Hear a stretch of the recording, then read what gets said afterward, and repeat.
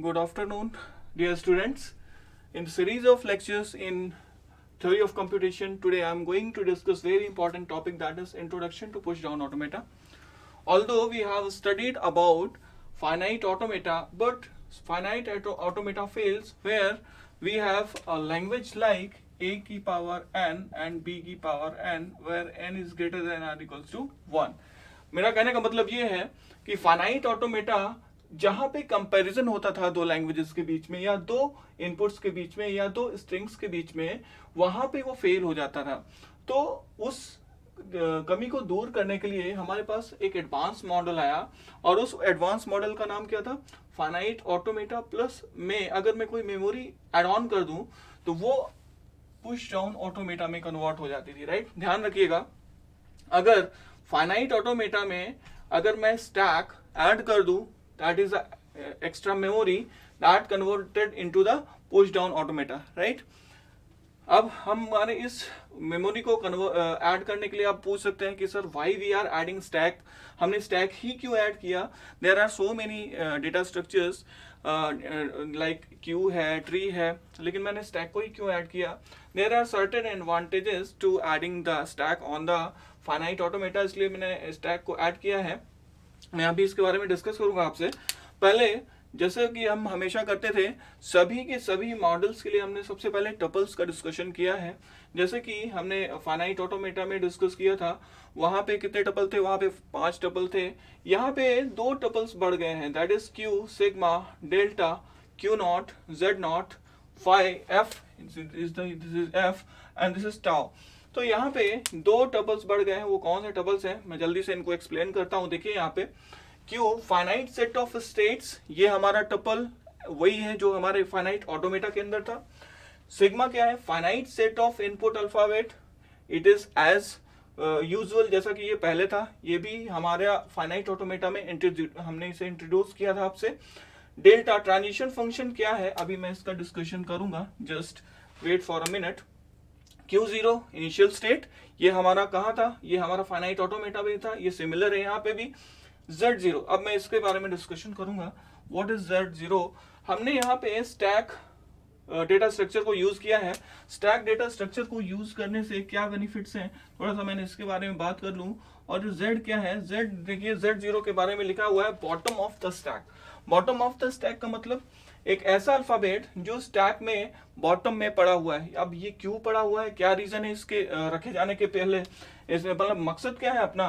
मकसद अपना इतना सा है कि Z0 एक बॉटम ऑफ स्टैक पे रखा हुआ एक सिंबल है, जो कि हमें इसलिए रखा जाता है कि हम बता सकें कि वेदर दिस इज कंडीशन कि हमारा स्टैक एम्प्टी हो गया है कि नहीं. कैसे पता चलेगा?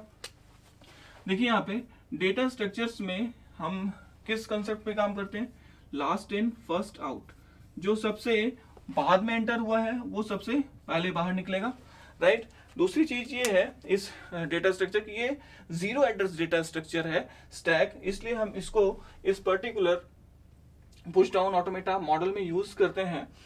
दूसरी एक और बात इंपॉर्टेंट है जो मैं आपसे यहाँ पे शेयर कर रहा हूँ कि इसमें हमें अंडरफ्लो और ओवरफ्लो की कंडीशन पे ध्यान बिल्कुल भी नहीं देना है, ना ही यहाँ पे हमें इंडेक्सिंग करनी है. क्योंकि अगर और कोई डेटा स्ट्रक्चर यूज करता, लाइक मैं ट्री यूज करता या क्यू यूज करता, तो मुझे इंडेक्सिंग पे ध्यान दे रहा होता. यहाँ पे मुझे ऐसा कुछ भी नहीं करना है. I am just want to what, मैं पुश करूंगा, पॉप करूंगा.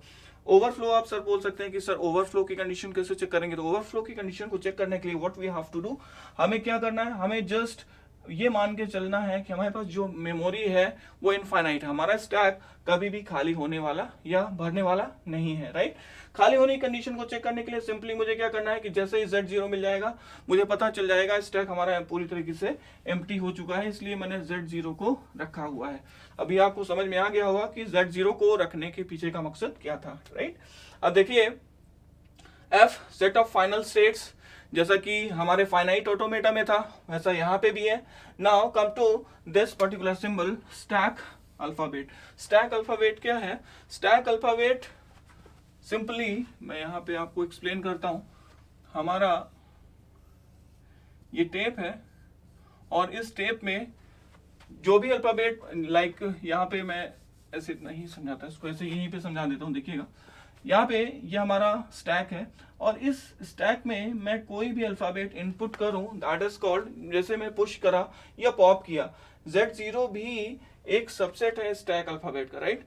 तो stack alphabet is a superset of all these alphabets जो कि इसमें पुश किए जाएंगे या पॉप किए जाएंगे, राइट। ध्यान से समझिएगा, स्टैक अल्फाबेट क्या है, सुपर सेट है उन सारे के सारे अल्फाबेट्स का जो कि पुश या पॉप किए जाएंगे इस पर्टिकुलर स्टैक पे, right. Now come to type of PDA. PDA कितने तरीके होते हैं? We have two type of PDA, like deterministic push down automata, non deterministic push down automata. अब इन दोनों के बीच में डिफरेंसेस क्या है पावर में? तो डिटरमिनिस्टिक पुश डाउन ऑटोमेटा का पावर हमेशा कम होगा non deterministic push down automata से। याद रखिएगा, ये कभी भी उन लैंग्वेजेस को एक्सेप्ट नहीं कर सकता जिन लैंग्वेजेस को non deterministic push down automata accept कर सकता है, राइट। मैं उन लैंग्वेजेस के आपको एग्जांपल दूंगा और कुछ क्वेश्चंस भी उनके ऊपर मैं आपको कराऊंगा, right. Now come to the transition function. Transition functions की बात करूं तो डीपीडीए और एनपीडीए के दोनों के अपने अलग अलग ट्रांजिशन फंक्शंस होते हैं। यहाँ पे अगर मैं डिटरमिनिस्टिक पुश डाउन ऑटोमेटा की बात करता हूं तो इसका ट्रांजिशन फंक्शन थोड़ा सा डिफरेंस है। मैं अगर फाइनाइट ऑटोमेटा की बात करूं तो वहां पे क्या करते थे, क्यू स्टेट पे अगर हम किसी इनपुट सिंबल को देखते थे तो हम किसी क्यू स्टेट पे पहुंचते थे, राइट। अब यहाँ पे मुझे क्या करना है, क्यू स्टेट पे अगर मैं किसी इनपुट या एप्सिलॉन सिंबल को देखूं तो मैं क्या करूंगा, और एक चीज और मुझे ऐड करनी है, सॉरी, क्यू इनटू किसी पर्टिकुलर इनपुट को देखा और किसी पर्टिकुलर स्टैक सिंबल को देखना है मुझे। स्टैक सिंबल को देखना है, जरूर याद रखिएगा, इसमें एक नई चीज ऐड हुई है, that is tau, that is stack alphabet. Stack alphabet को मुझे देखना है और उसके बाद मुझे कहां जाना है, किसी स्टेट पे जाना है और क्या ऑपरेशन परफॉर्म करना है, उस स्टैक अल्फाबेट को या तो पुश करना है या तो पॉप करना है। वेरी इंपॉर्टेंट थिंग, मैं फिर से एक्सप्लेन करता हूं। क्यू स्टेट पे किसी इनपुट सिंबल को देखते हैं और या इन दोनों में से किसी एक को देखेंगे एक बार में, राइट। यूनियन का मतलब ये नहीं कि दोनों को एक साथ देख लेंगे, एट ए टाइम एक को ही हम देख सकते हैं। या फिर उसके बाद देखा, क्यू स्टेट पे किसी इनपुट सिंबल को देखा और किसी स्टैक अल्फाबेट को देखा, उसको देख के हम किसी क्यू स्टेट पे, हो सकता है उसी स्टेट पे पहुंच जाए या हो सकता है किसी और स्टेट पे पहुंच जाए और उस पर्टिकुलर सिंबल को पुश या पॉप करेंगे, राइट। नाउ एनपीडीए की कंडीशन क्या है, क्यू स्टेट पे जब हम इनपुट या एप्सिलॉन को देखा और स्टैक सिंबल को देखा तो हम power set of Q cross tau का स्टार, इसका क्या मतलब है कि हम 2 की पावर में जितनी भी, मतलब इसके पावर सेट के बराबर नंबर ऑफ स्टेट जनरेट कर सकते हैं। कैसे? जैसे मैं कहूं कि हमारे पास 2 इनपुट है तो इसके अगर हम पावर सेट की बात करें तो हमारे पास 5 A B और AB, ये हमारा पावर सेट है। तो हमारे पास 4 नंबर ऑफ स्टेट जो जनरेट की जा सकती है अगर इनपुट सिंबल क्या है, A और B है।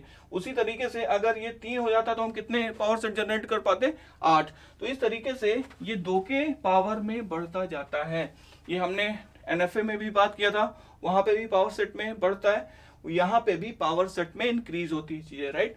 तो ये बेसिक इंट्रोडक्शन है पुश डाउन ऑटोमेटा का। मैं नेक्स्ट वीडियो में आपके सामने कुछ इसके एग्जाम्पल लेके हाजिर होऊंगा। Thank you for watching the video.